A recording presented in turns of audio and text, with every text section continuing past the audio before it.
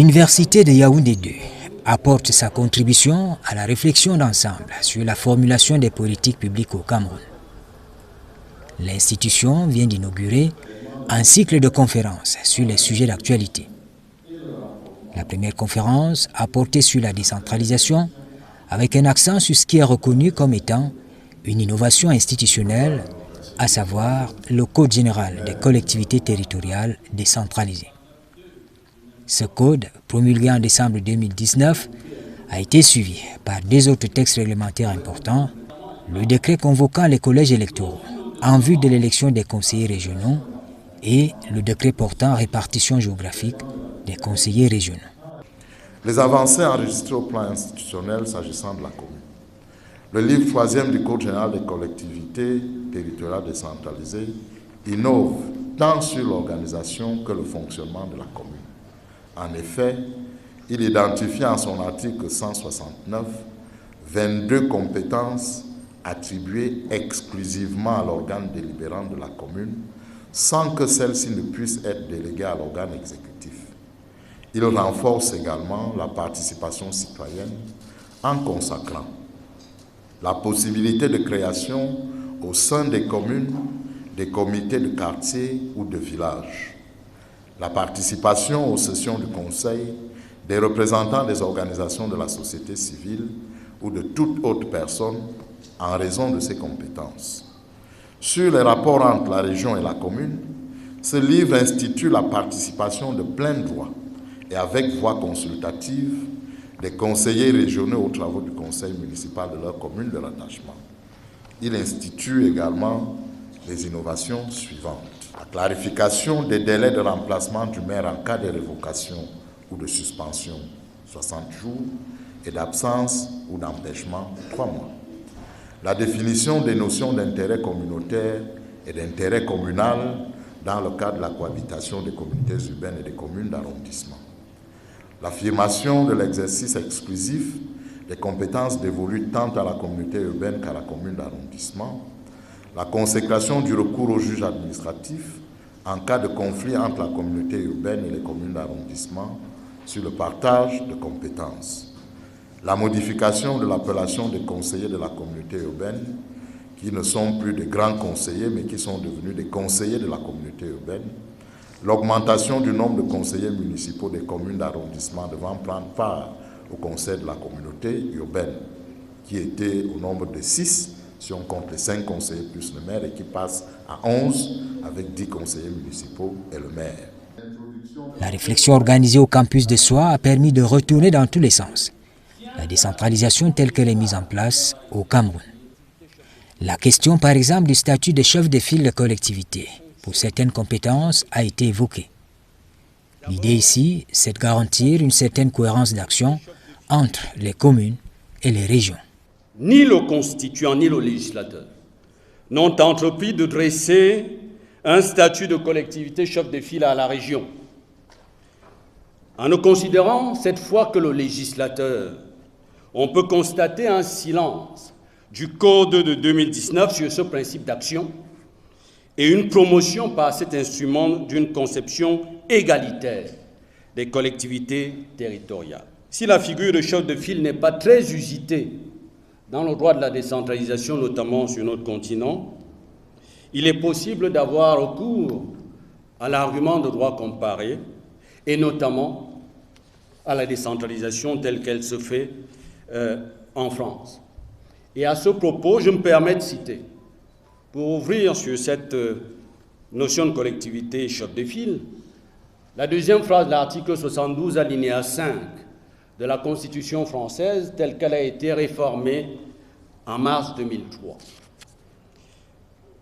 Cette disposition est ainsi rédigée, je cite, « Lorsque l'exercice d'une compétence nécessite le concours de plusieurs collectivités territoriales, la loi peut autoriser l'une d'entre elles ou un de leurs groupements à organiser les modalités de leur action commune. » Fin de citation. L'enseignement généralisable à tirer de cette disposition renvoie à la nécessaire coordination des relations entre les collectivités territoriales. En d'autres termes, la figure de chef de file renvoie à la désignation d'une collectivité territoriale ayant pour mission d'organiser les modalités de l'action commune de plusieurs collectivités. Réfléchir donc sur les meilleures modalités de rationaliser l'action commune locale est d'autant plus d'actualité qu'en regard du profil et du poids des acteurs régionaux à venir et de la configuration des compétences reconnues aux régions, qui nous a été rappelé tout à l'heure par M. le ministre, il nous semble difficile de contenir les régions dans le lit normatif et institutionnel conçu par le constituant, puis par le législateur. À terme, la décentralisation suppose la mobilité territoriale. On a pu démontrer que la régionalisation, par exemple, est un facteur d'attractivité. Je pars donc de deux principes qui justifient la décentralisation. Le principe, n'est-ce pas, de proximité, c'est-à-dire que la décentralisation vise naturellement à faire rapprocher l'administration et l'offre des biens publics aux administrés.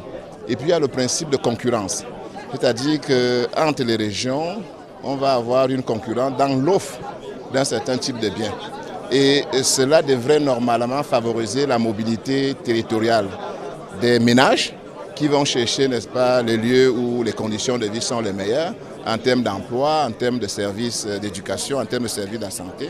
Et puis les entreprises qui vont également se déplacer pour se localiser vers le lieu où il y a des infrastructures, il y a une fiscalité attractive, etc. Bien évidemment, j'arrive à la conclusion que c'est possible, mais il y a quand même une exigence de coordination. Parce que dans l'attractivité, on peut distinguer l'attractivité naturelle, c'est-à-dire que celle qui repose en fait sur les atouts de chaque région. En termes de tourisme, toutes les régions n'ont pas les offres de tourisme.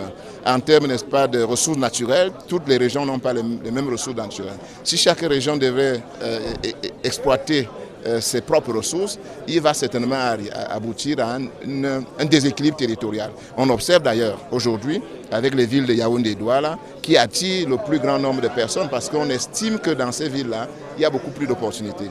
Et donc, je convoquais, n'est-ce pas, l'intervention de l'État pour assurer la stabilité et pour garantir en fait la redistribution, c'est-à-dire prendre vers les régions qui sont prospères à cause de l'exploitation de leurs ressources pour essayer, n'est-ce pas, de faire des transferts vers des régions qui n'ont malheureusement pas les mêmes atouts. Du point de vue de la formation académique, le cycle de grandes conférences inauguré à l'Université de Yaoundé 2 rencontre l'adhésion des étudiants qui voient en cette démarche une forme d'approfondissement des connaissances. Nous avons appris énormément sur la régionalisation qui est à l'ordre du jour et c'est un sujet bien d'actualité et très important. Et aussi l'innovation institutionnelle au Cameroun qui sont des thèmes très poignants de l'actualité. Donc pour cette première édition, nous sommes très contents parce que nous avons beaucoup appris pendant cette conférence. Bien que nous avons déploré un manque des acteurs phares du développement local tels que les maires qui du jour au jour manquent d'une certaine spécialisation dans leur domaine de compétences, nous étudiants chercheurs, nous qui voulons mettre en avant, promouvoir la science, nous sommes plus que satisfaits. L'initiative que j'apprécie inhérente de cette conférence est de plusieurs ordres. Premièrement, elle permet aux jeunes doctorants comme nous de pouvoir mieux proposer des thèmes de réflexion sur l'émergence de micro-enseignes du Cameroun. Nous avons eu autour de la table des personnalités d'horizons divers. Nous avons eu des politiques, nous avons eu des enseignants et nous avons discuté de la problématique, d'une problématique actuelle, d'une problématique moderne qui est susceptible de résoudre des problèmes dans notre société. Aujourd'hui, les revendications qui sont prononcées ça et là ont souvent pour fondement ce phénomène de la décentralisation. Donc l'objectif n'est pas seulement académique, l'université participe ainsi dans la résolution des litiges dans notre État. Par cette réflexion, l'Université de Yaoundé 2 garde son statut d'institution d'enseignement supérieur, d'études et de recherche. C'est le lieu du pluralisme des idées. nous allons intervenir sur des questions d'importance, des questions d'actualité. Et pour cette première conférence, nous avons choisi le thème de la décentralisation. La décentralisation qui a connu un coup d'accélération avec la promulgation par le président de la République du Code le 24 décembre 2019.